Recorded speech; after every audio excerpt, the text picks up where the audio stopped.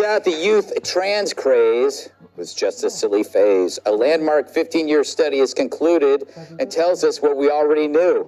Most gender-confused kids grow out of it. Dutch scientists from the University of Groningen, home of the Fighting Clogs, tracked more than 2,700 adolescents from age 11 to their mid-20s, which is pretty impressive. I get tired after 12.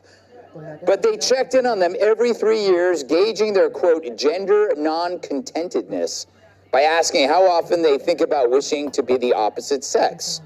In the beginning, 11% of the kids had some level of unhappiness. But by the time they were 25, it was down to 4% who were unhappy with their gender. They also found that girls were more likely to be unhappy than boys. There's a surprise, am I right? Oh, my God. Oh, yeah, wow. I'm a scientist. Concluded these study authors, the results might help adolescents to realize that it is normal to have doubts about one's gender identity during this age period, and that this is also relatively common. True, even I had doubts about my own masculinity until I met this man. So, will a study out of the Netherlands finally make an impact here in America and save children from being forced into speedy, dangerous hormone therapies and irreversible surgeries? I'm not holding my breath. Doctors just can't admit when they're wrong. Like Dr. Siegel. I told him I could get that G.I. Joe out on my own. Oh my God.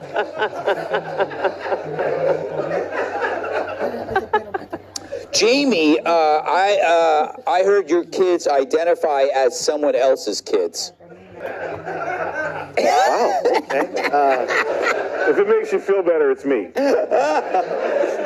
Is this a relief? Because, you know, as a parent, you know this is true, and it's the experts that were full of... That's right, Greg. I read this article last week because I actually subscribed to the Journal of... No kidding, this is what happened.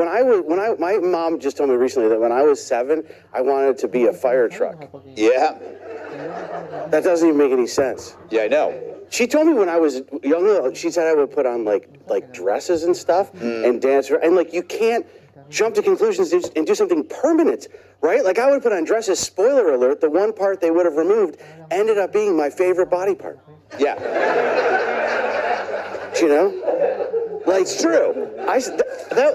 That's my rule in my family, though. Nothing permanent until you're 18. My son just asked me, he wanted to get a tattoo. Even that, I think, is too much. Like, and this is so much more extreme. Mm-hmm. He wants to get a Lord of the Rings tattoo on his forearm right here. And I go, I don't want to say too much, buddy, but I go, you're going to see that every single time you roll the dice playing Dungeons and Dragons.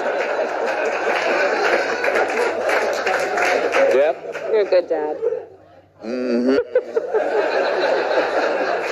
Disgusting, Dana. I don't know what you're doing here. Kat, so they found that more girls were unhappy with their gender than boys.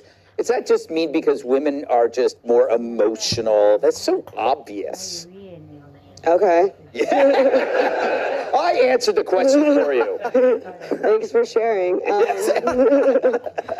don't know. With this, look, I think it's definitely a good thing for parents to be aware of. I think it's definitely a good thing for parents to talk about with their kids, to talk about with their doctors. I think, obviously, gender is such an emotional topic, such a personal topic, and I think when topics are like that, a good thing to do is to take that part out of it. So just take the gender part out of it for a second. You can just say, if there's something medical that can have potentially permanent side effects, risk of permanent loss of fertility, permanent loss of bone density, then that should be treated with the seriousness and gravity that it deserves. And it is something so personal and something that just politics should not be touching at all. Yeah. Do no harm, as they say in the club that I belong to.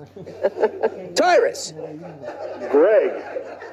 The problem here is it became a social contagion, right? It spread. Social media conferred all this positive attention and made it fashionable. And so you saw all these kids deciding, I'm this, I'm that, and it became cool.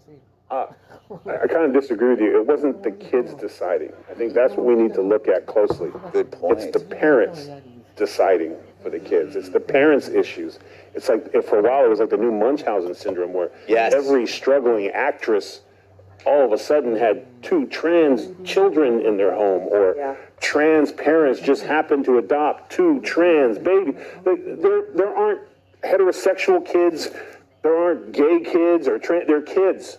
They're piles of clay being molded. You can convince them that a chubby man in a red suit fits down a chimney, brings them gifts, continues to eat sugary carbs, and go back up the chimney and do it every year. And they'll believe you. And just when you think they couldn't be dumber, you then tell them that a bunny hops around and brings them eggs to every point. You know how many bunnies it would take to do that? Yeah, it makes sense. And they believe you. Yeah. They even criticize you. I've read it several times where I keep hearing about how Santa Claus gives these great gifts, and I have to sit there and take it. I'm like, I can't wait till you're 13. You're going to get some real truth, kid. So, but that's the point. I myself and my family have dealt with it. One of my children has had literally 16 genders since this thing started. Literally call me up and say, I'm bi, you still can't date till you're 20. Yeah. Okay, Dad, 2 weeks later, guess what? I'm a boy. Awesome, bro. Can't date till you're 20. But, you know what I'm saying? You know, and then it was, I'm going to live my life as a horse. And that was a tough conversation to let them know, no matter how hard they try, they would never be accepted in horse society because horses are racist. Yeah. So but we got through that. I didn't run her down to the vet and be like, she needs a tail, a mouth bit, some ears, and can you brush her hair to the side so it's like a mane? Can we take her fingers off and put some hoofs on it? Because my little baby wants to be a horse. My Little Pony. Yeah, and then all of a sudden, as soon as we get done, she'd be like, but Dad, I wanted to be a goat. Back to the doctor's office? No, you let him work it out. You know, Dana, again, this is kind of like a luxury belief that adults can deal with, but children need some kind of basic foundation when they're young, because they're dealing with all this stuff, like learning how to communicate, how to read. You take away this foundation, it screws them up. So when I was a kid, I was thinking about this today. I wanted to be Kathy Rigby, the gymnast. So did I. A dancer on... I wanted to be a dancer on Solid Gold. Yes. I wanted to be Pat Benatar. Of course. I never wanted to be a boy. Yeah. This has like never entered my mind. And then you read all of this, and a friend of mine is in New York City, sends her kid to a very fancy girls' school, okay? It's private school. And she told me that during Zoom school, during COVID, she was listening, she's like, wait, what are they doing? In order to